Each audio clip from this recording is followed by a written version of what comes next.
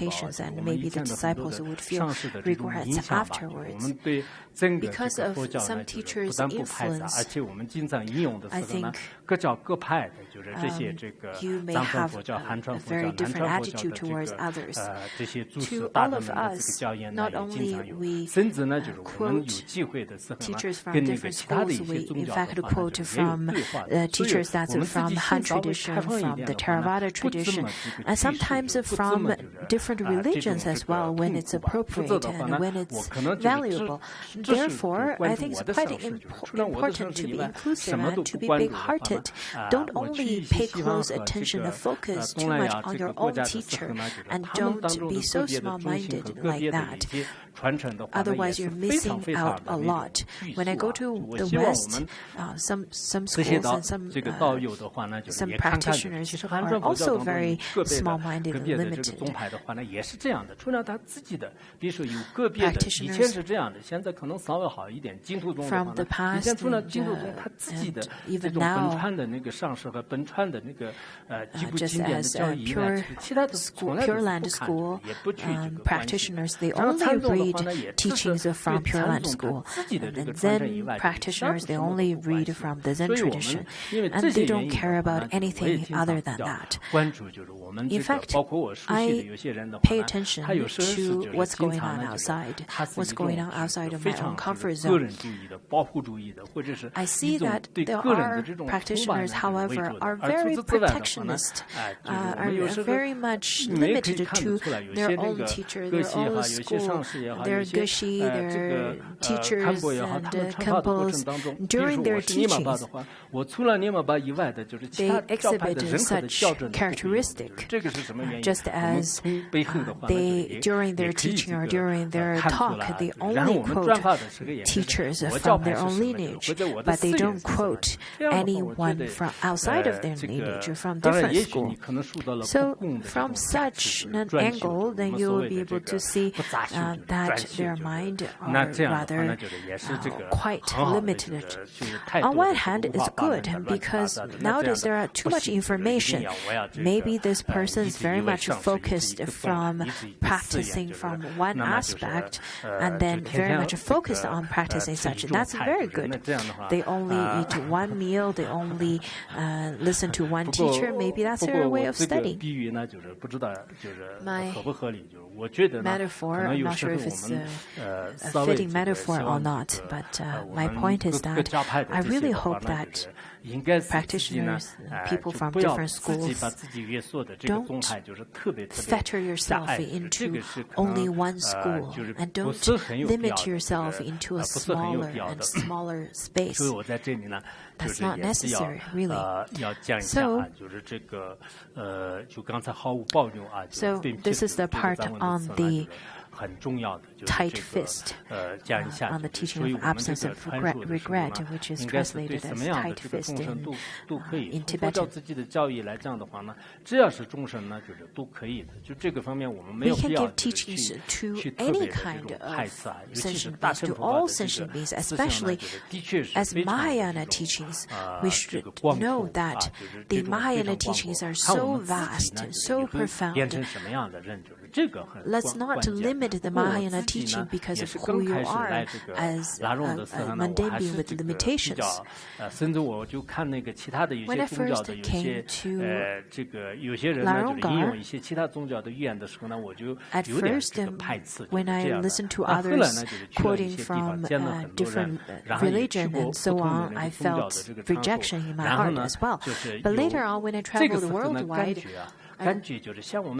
notice the value of different culture and different religions as well. In fact, Han tradition, Buddhism tradition is rather a very small group, very small community.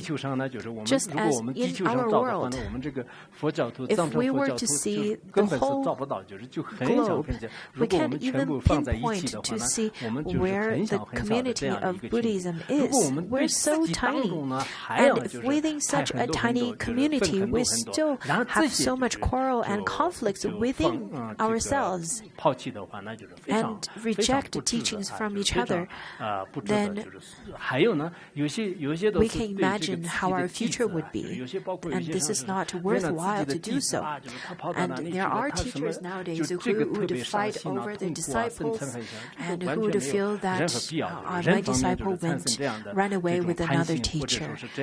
I think this kind of compassion with lots of greed and grasping, then that's really not necessary. Of course, if you were to have some special task for that disciple to do, then that's understandable. But if not, that's not reasonable. For students to have anger, to have lots of controlling, that's not necessary. Similarly, for teachers, teachers to have grasping towards disciples. That's not necessary either. Teachers should have the kind of faith to practice the Dharma, just as Nippon Rinpoche says that not everything should be blended together, but you should have a very solid understanding of what you should do, or you have lots of faith towards the kind of practice that you should conduct with, just as lots of Theravada practitioners, how they conduct and how they participate in their practice. However, it doesn't mean that you just limit yourself within such practice and don't look into anything else. You should still keep your eyes open for every other lineages, for all the teachings of the Buddha. I see people during the past year, I've been posting one quote of the Buddhism teachings on my Weibo, and with Tibetan as well as translation into Chinese. I see that there are people from different lineages. They only repost those teachings that's of their own lineage, and this is quite laughable.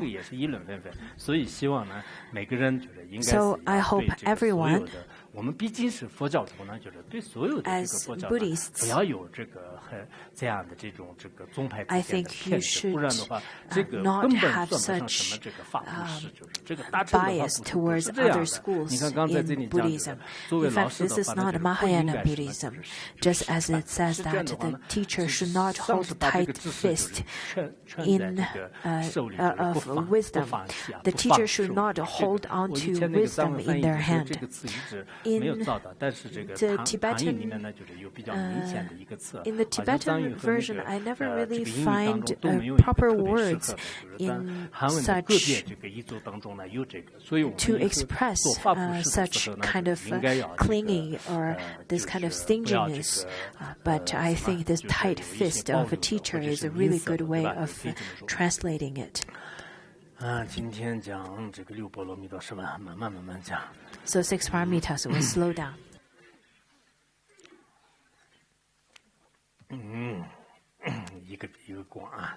Okay, I'll get even more expansive afterwards.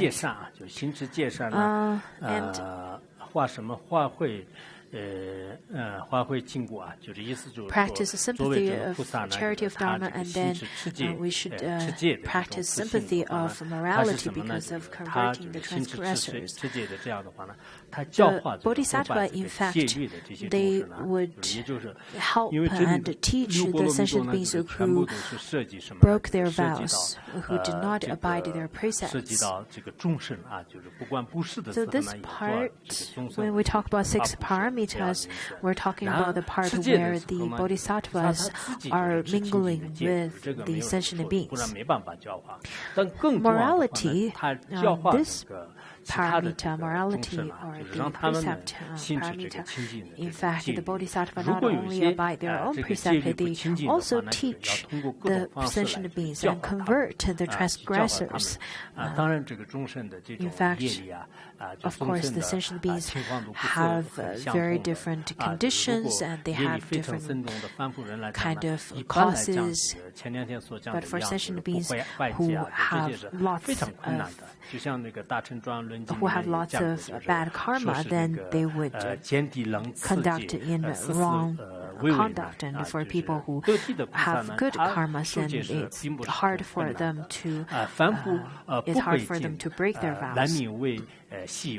就是说，作为凡夫人呢，就是如果是真的是一尘不染，就是书持清净戒律的话，那这是这个非常的稀有，就是非常难的。因为凡夫人呢，他经常自身的具有这个贪嗔痴，没有这个毁坏这样的动作。然后一旦这个自己非常作意和 how rare it is to not violate pure precepts. For sentient beings, when they face the pleasant object, or when they face the unpleasant object, they would break their vows. So as sentient beings, as ordinary beings, it's very difficult for them not to break their vows. But for bodhisattvas, not only they don't break vows themselves, they would help sentient beings not to break vows. In India, in some sutras, it stated some stories of how ordinary beings also would rather die than break their vows. In a sutra where it is stated in the Agama Sutra, where it is stated of a king after the Shakyamuni Buddha's parinirvana, after 100 years of Buddha Shakyamuni's parinirvana, this king not only did not believe in the Buddha, he in fact conducted lots of killing as offering. Then during 1 year's killing offering, a cook who's living in this kingdom, he refused to conduct any killing because he's a Buddhist who's already taken the 5 precepts of lay practitioner. And then this cook's supervisor then reported him to the king in anger, saying that you should really punish this cook because he doesn't obey you. Then the king decided to give him 7 days, and then if he doesn't change his mind, then this cook will be killed by 500 elephants stomping on him.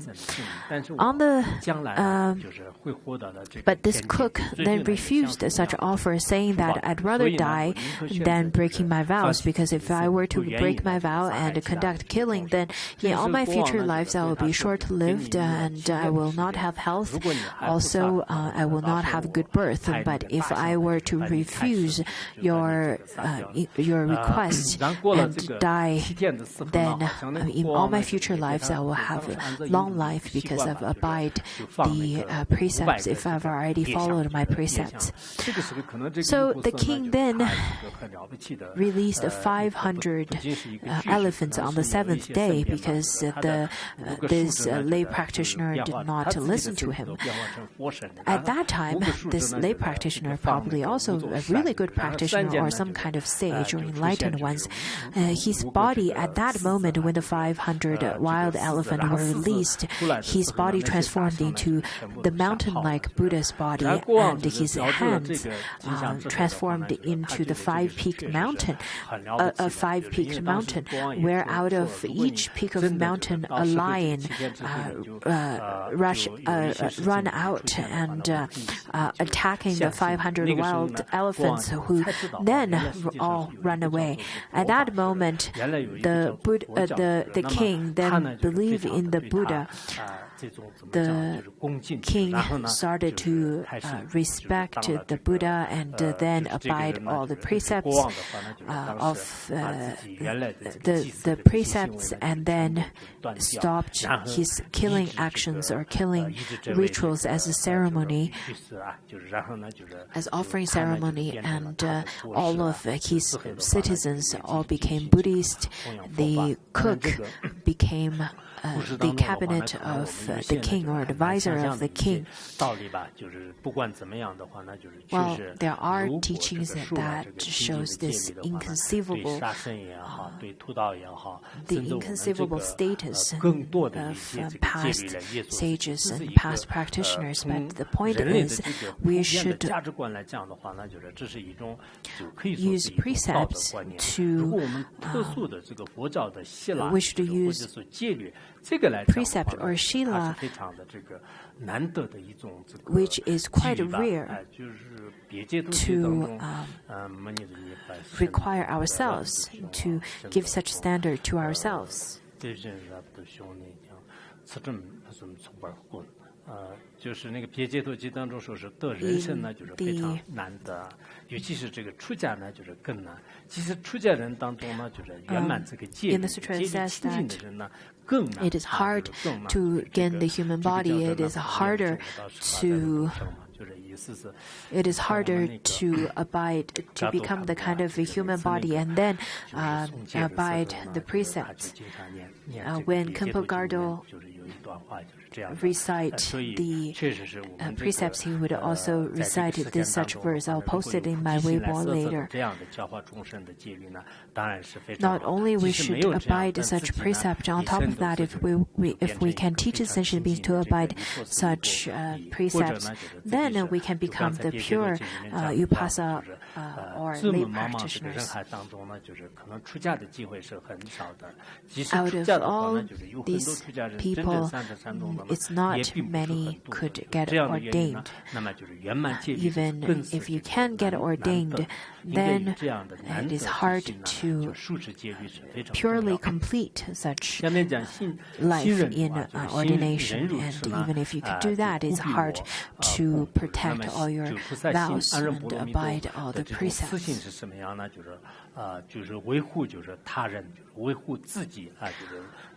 Practice sympathy of forbearance because of protecting others and self.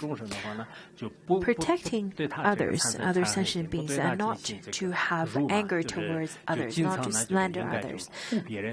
It's always to protect others' mind.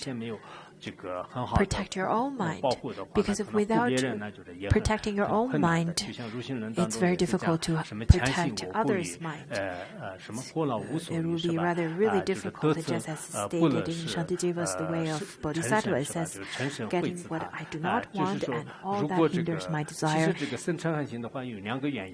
Discontent, my anger finds its fuel. From this, it grows and destroys me and others. To force yourself, or when someone forces you to conduct things that you don't want to do, it's really difficult to give rise to your anger.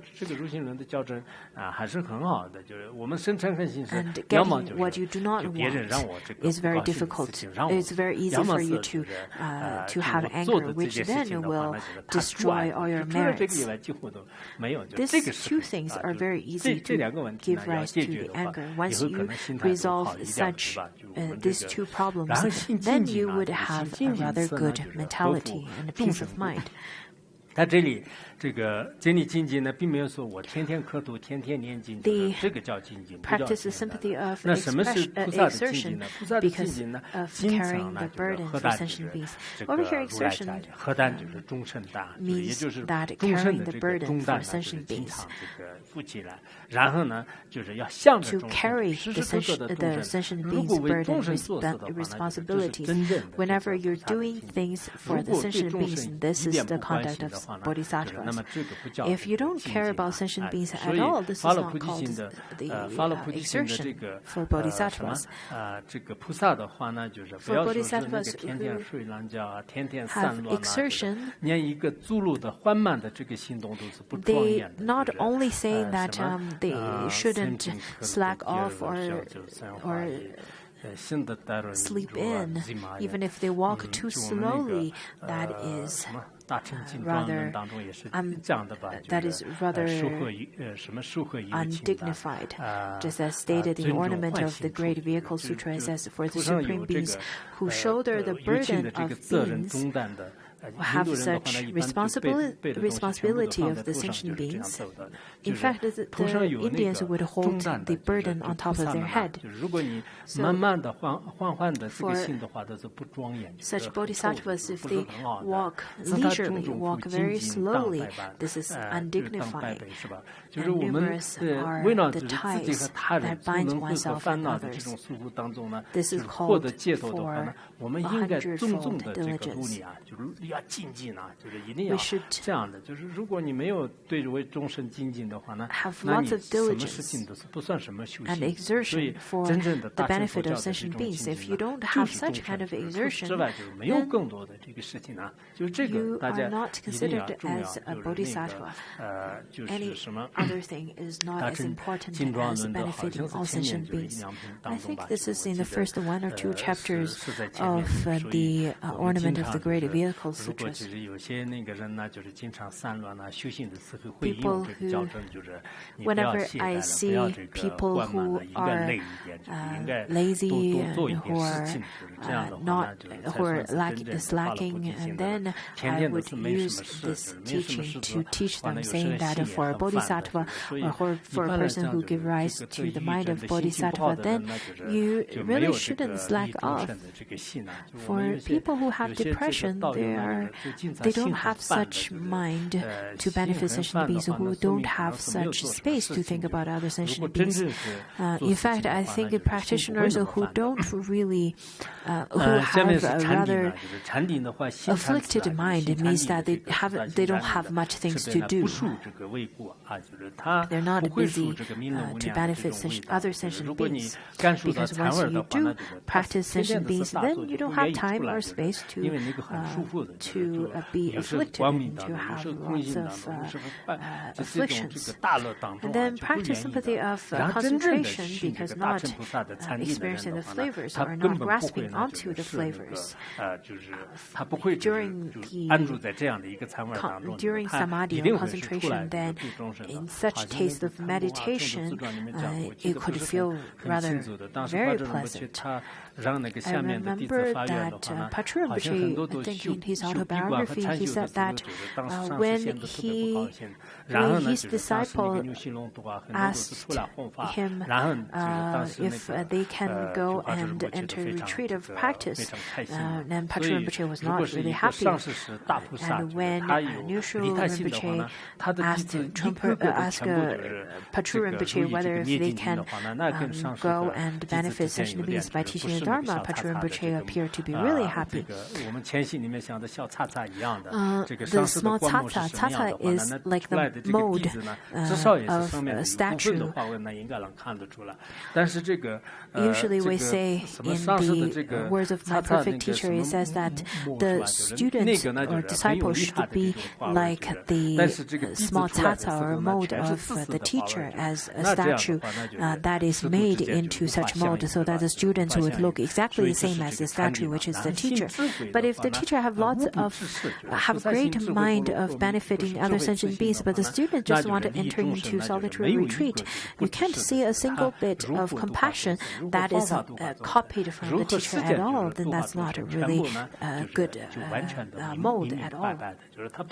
And then practice the sympathy of wisdom, because of the absence of any time of non-understanding. In fact, the Buddha over here says that once you have such wisdom, you know what to do, you know what time to do it, and you know what time not to say it or not to do it. In fact, these are the wisdom of the Buddha. Is that right?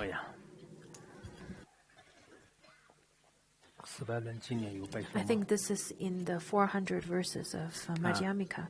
Have you all recited this year? Then how come you don't remember this verse?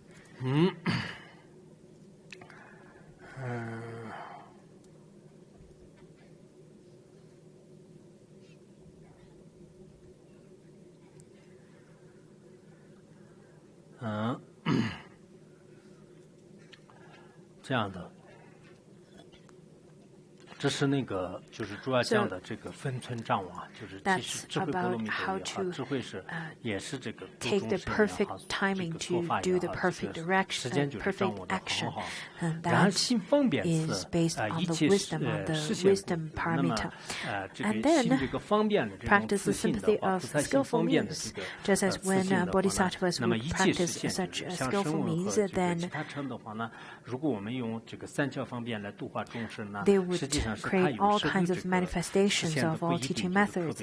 The Theravadas and Shravakas, they probably won't be able to do it all perfectly in terms of manifesting in all teaching methods. But when bodhisattvas, when they are teaching the sentient beings, they would manifest in all different forms to tame all different beings, just as in beings who are quite arrogant, and then they would appear quite wrathful, and to the other sentient beings, they would appear in all variety of forms in order to help that particular sentient being. This is the kind of skillful means that is based on love or sympathy. So that's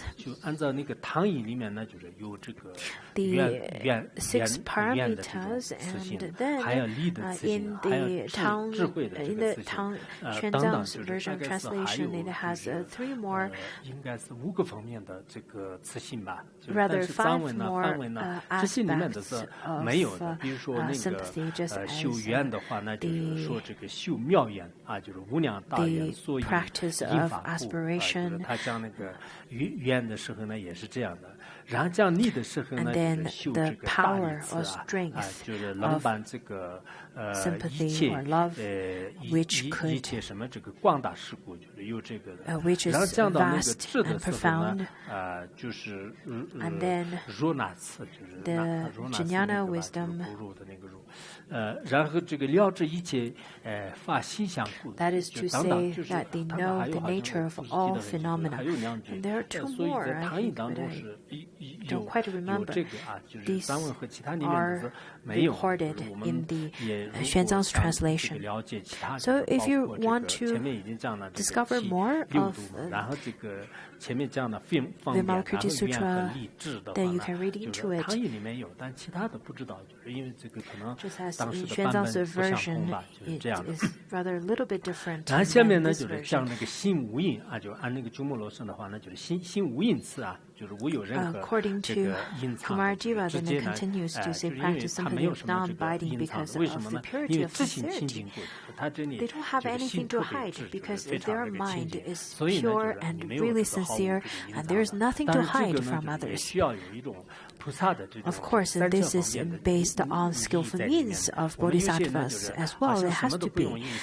Because if you can't, because there are people who can't keep any secrets. And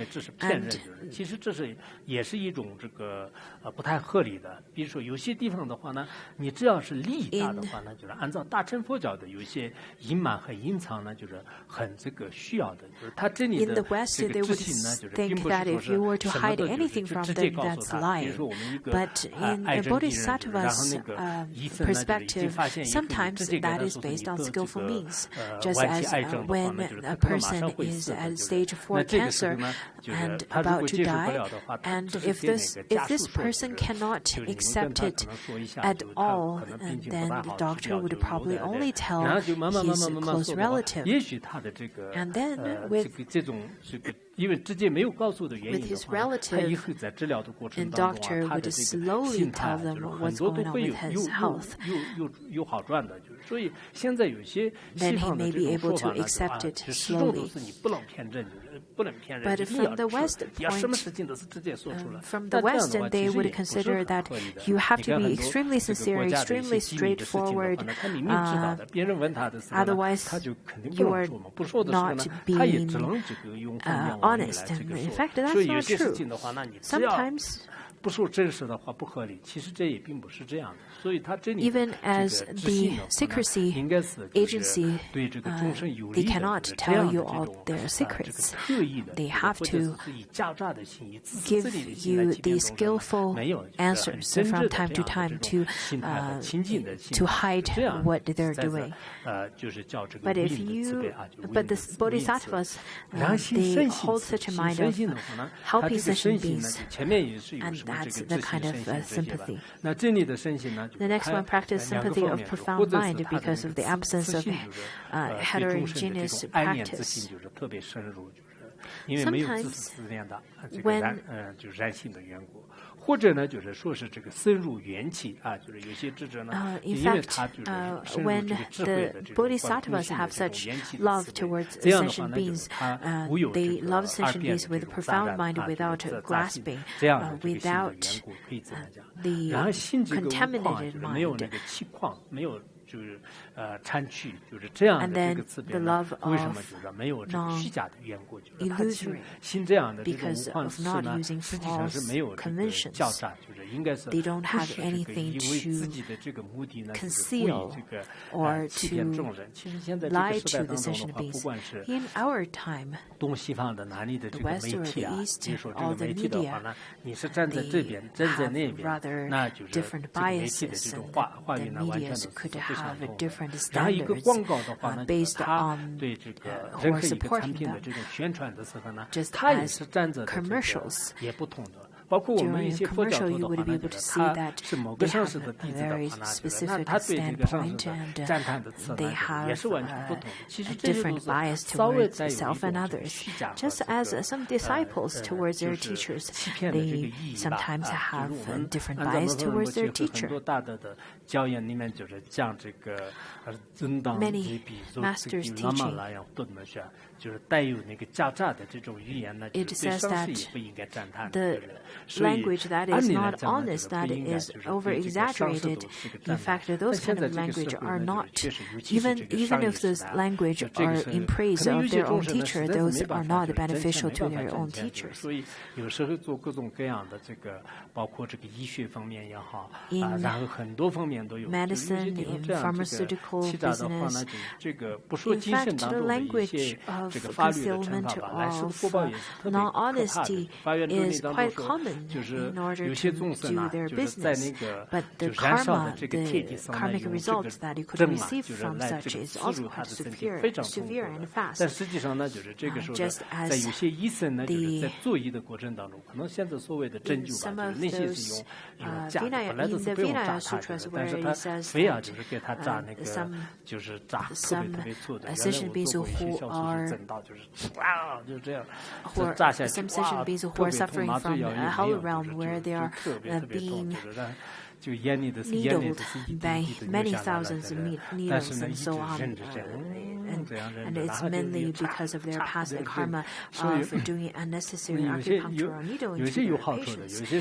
When I was sick, I experienced such pain of being cut into my flesh with a small knife or small needles. And I can even hear the sound of them poking those large needles and the small knives into my bones, into my spine.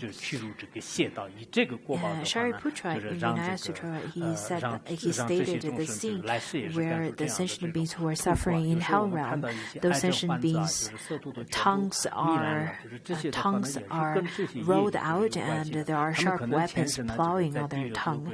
感受很多这方面的痛苦，然后就是现在的话呢，我那天看到一个这个网上的，就是一个人的整个那个他那个色癌，就是色素好像是吧，就全部都 cancer patient as well as tongue cancer patient, they are experiencing such pain probably because such pain that they experience also in hell realm because of such past karma.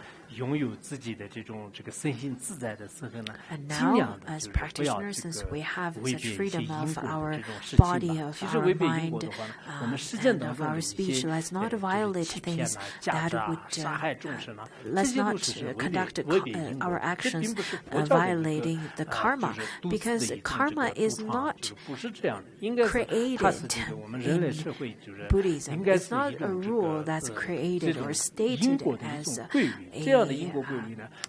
some kind of teaching only in Buddhism. It's not only stated in Buddhism. In fact, this is a natural law of our life.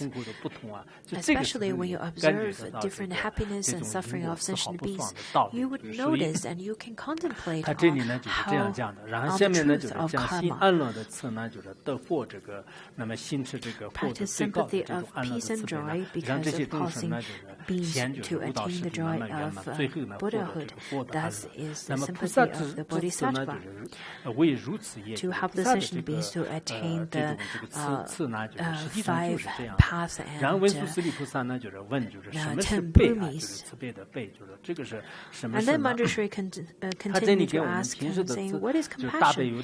In fact, over here, compassion is defined a little bit different than how we usually define it. The Vimalakirti answered, the merits achieved by the Bodhisattva are entirely shared with all sentient beings. All the merits that's generated by the mind, body, and speech are then shared with all sentient beings to give them temporary happiness as well as eternal happiness as Samyakdalak Samyaksambodhi.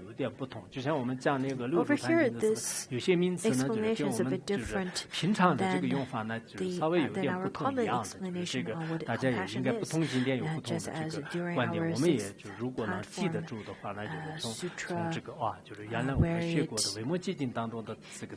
where a lot of the words and terms are explained differently.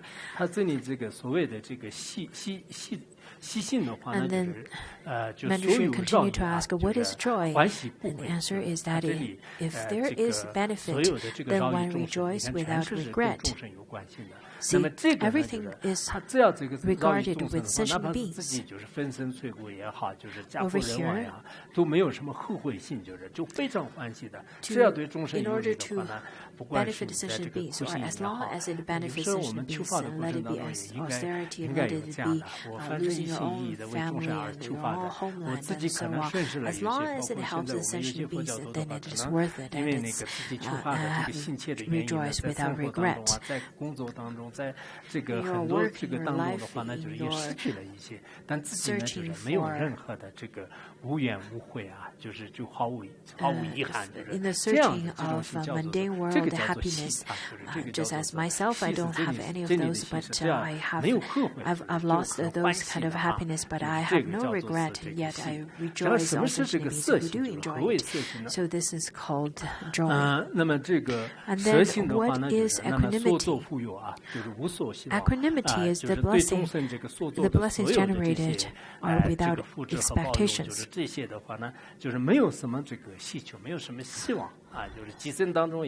Bodhisattvas do not have any hopes or expectations of anything in return or anything at all, just as the Bodhisattvas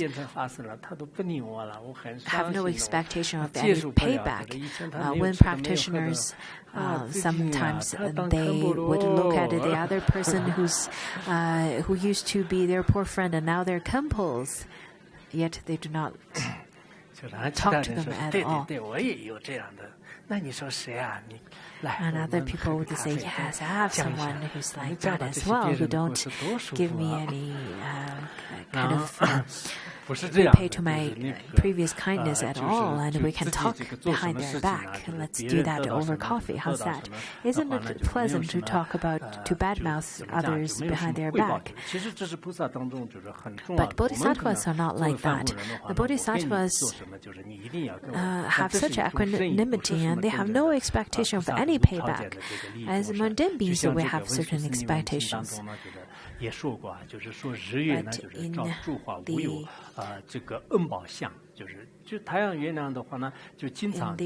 Sutra of Manjushri's questions, where it says that sun and moon illuminate the flowers without any thoughts of reward.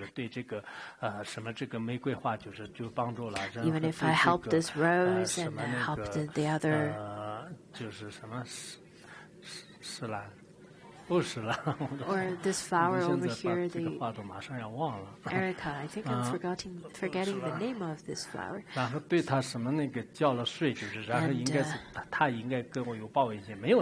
if I were to water it and give it sunlight, then it should give me payback.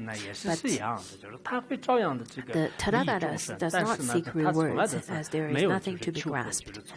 They have nothing to hope for, or they have no hope for anything to be repaid by you at all. This is the base. This is the very basic of a bodhisattva. Basic requirement of being a bodhisattva. So the previous ones are talking about all those bodhisattvas who are of sharp faculties from the four immeasurables, the immeasurable of love, the immeasurable of compassion, immeasurable of joy, and immeasurable of equanimity.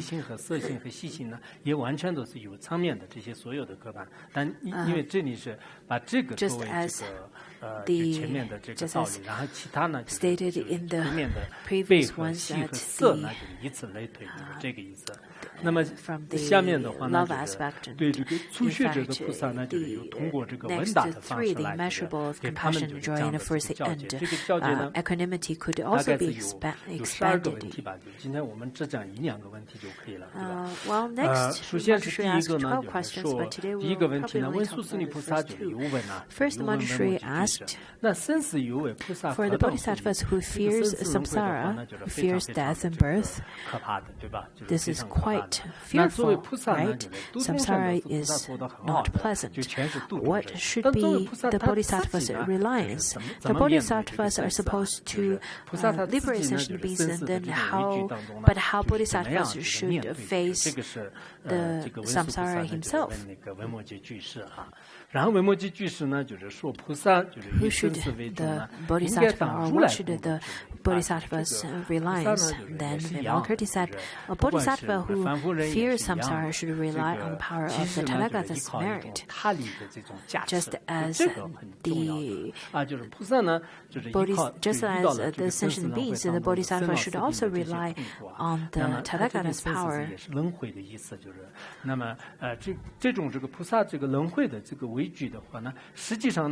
A bodhisattva who fears birth and death, who fears samsara, they should rely on the merit of Tathagata. When I was translating the Agama Sutra,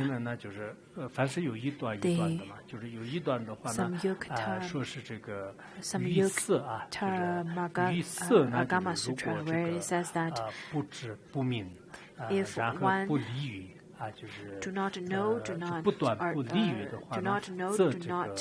clear, do not abrupt or eliminate, do not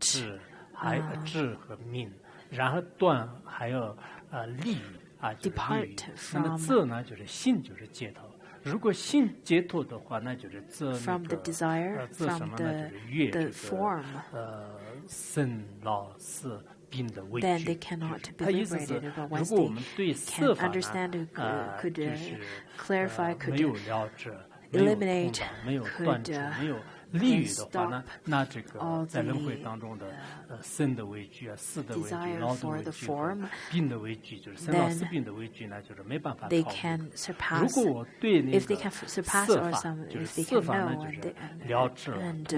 and devoid of all those, and understand and clarify and stop and eliminate from such desire towards the form, then they can surpass birth, death, old age, and sickness. That's to the form. And then, similar to the perception, to the mental formations and so on, they're exactly the same. So from the Shravaka-yana's point of view, such fear towards birth, death, sickness, and death,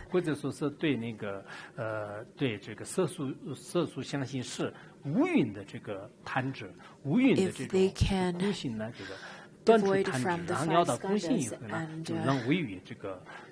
stop desire towards them or grasping towards them, then they can surpass the samsara.